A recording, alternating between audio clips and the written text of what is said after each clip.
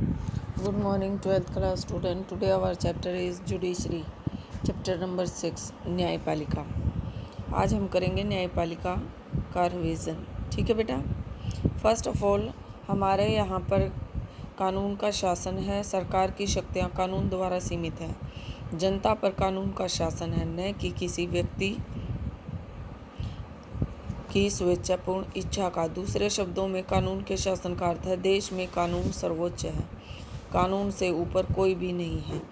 इसके बारे में लॉर्ड हार्वर्ड ने कहा है, व्यक्तियों के अधिकारों के निर्णय में मनमाने ढंग या ऐसे ही किसी अन्य प्रकार के ढंग के स्थान पर जो कानून नहीं है, कानून की सर्वोच्चता स्वीकार की जाए। ठीक है। हमारे यहाँ पर क्या है, एकीकृत न्यायपालिका है। संवैधानिक रूप से भारतीय न्याय प्रणाली एकीकृत है, जिसमें सर्वोच्च न्यायालय सर्वोच्च सत्ता है। सर्वोच्च न्यायालय भारत का अंतिम न्यायालय है और संविधान के अनुच्छेद 124 के अंतर्गत इसके निर्णय भारत की सारी भूमि पर बाध्यकारी हैं। सर्वोच्च न्यायालय की रचना। वर्तमान में सर्वोच्च न्यायालय में मुख्य न्यायाधीश के अतिरिक्त 33 अन्य न्यायाधीश हैं। ठीक है बेटा। तो कुल टोटल सर्वोच्च न्यायालय में कितने न्यायाधीश हो गए? 34। फिर है तदर्थ न्यायाधीश। संवैधानिक रूप से तदर्थ न्यायाधीशों की भी व्यवस्था की गई है। न्यायाधीशों की नियुक्ति। सर्वोच्च न्यायालय के मुख्य न्यायाधीश की नियुक्ति भारत के राष्ट्रपति के द्वारा की जाती है। किसके द्वारा की जाती है? भारत के राष्ट्रपति के द्वारा। मुख्य न्यायाधीश की नियुक्ति करते समय राष्ट्रपति सर्वोच्च न्यायालय तथा उच्च न्यायालयों के ऐसे न्यायाधीशों की सलाह लेता है जिन्हें वह उचित समझता है।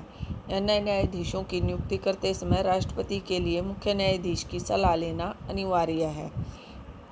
योग्यताएं।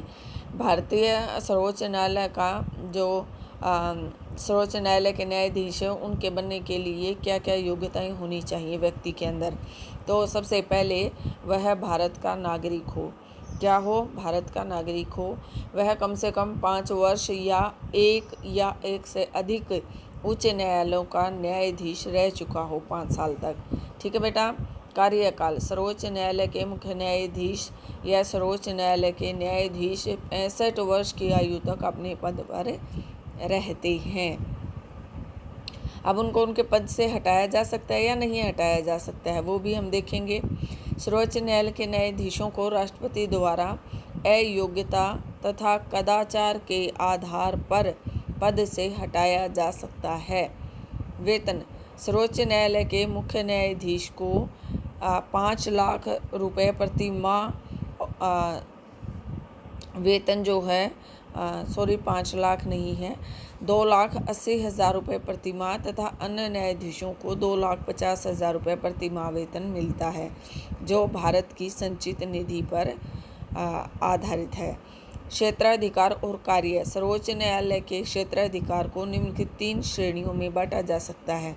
पहला क्षेत्राधिकार है आरंभिक क्षेत्राधिकार।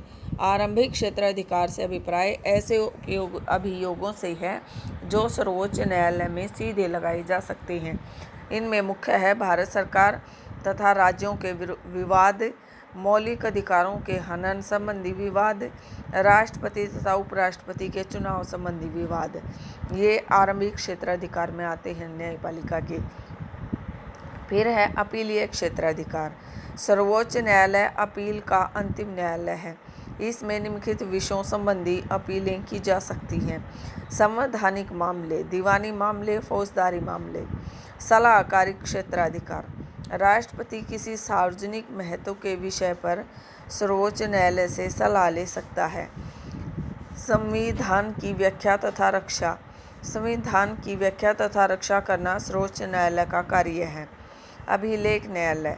सर्वोच्च न्यायालय के सभी निर्णयों को प्रमाण या दृष्टांत के रूप में प्रयोग किया जा सकता है। ठीक है।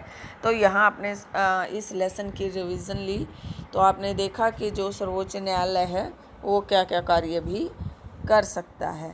ठीक है। फिर मैंने आपको बताया, इसके अंदर आपने पढ़ा कि कानून का शासन कैसे है, भारत में कैसी व्यवस्था है, एकीकृत व्यवस्था है। ठीक है। भारत के सर्वोच्च न्यायालय में एक मुख्य जो न्यायाधीश होता है और 33 अन्य न्यायाधीश होते हैं। इनकी नियुक्ति कौन करता है? राष्ट्रपति करता है। कितनी इनमें क्या योग्यताएं होनी चाहिए? भारत का नागरिक होना चाहिए। एज लिमिट है। फिर 5 साल तक उच्च न्यायालय में काम किया होना चाहिए। 65 वर्ष की आयु में ये रिटायर हो जाते हैं। ठीक है। इनको 2,80,000 रुपये प्रति माह वेतन मिलता है। इनके क्षेत्राधिकार में इनका क्षेत्राधिकार भी बहुत बड़ा है। अगर राज्यों केंद्र सरकार और राज्यों के बीच में किसी प्रकार का विवाद हो जाता है तो वो सुलझाने का काम करता है। राष्ट्रपति तथा उपराष्ट्रपति के चुनाव संबंधी विवाद हो जाता है तो उसको सुलझाने का काम करता है। ठीक है। और ये संवैधानिक मामले, दीवानी मामले, फौजदारी मामले आदि देखता है।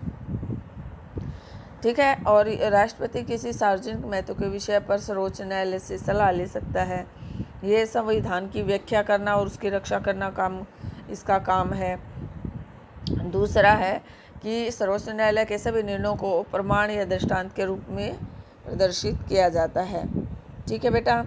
तो इस तरह से आपने आज इस लेसन की रिवीजन की। आई थिंक आपको इसमें अच्छा लगा होगा। दूसरा है पुनर्निरीक्षण की धारणा। 42वें संशोधन एक्ट के खंड 55 को रद्द किया गया है। 9 मई 1980 को सर्वोच्च न्यायालय ने 42वें संशोधन एक्ट के खंड 55 को रद्द किया है, जिसमें संसद को संविधान में संशोधन करने के असीमित अधिकार दिए गए।